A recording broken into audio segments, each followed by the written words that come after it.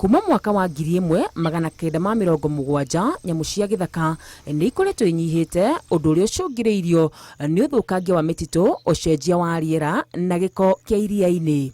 Ũũ nĩ kũringana na mũrũgamĩrĩri mũnene wa rũhonge rwa nyamũ cia gĩthaka bũrũri-inĩ nĩwe Jackson Kiplangat. The world has lost about 73% of its wildlife populations in the last 50 years. In Kenya, the last 50 years has seen a decline in a number of wildlife populations in the country. Augĩte angĩkorwo gũtirĩ makinya ma naihenya ma gũkorwo magĩtacũkio, nyamũ cia gĩthaka no igũthiĩ na mbere na kũhuka. Taking care of the environment is very important. And he made sure that he has a very elaborate program of planting trees so that we can take it back.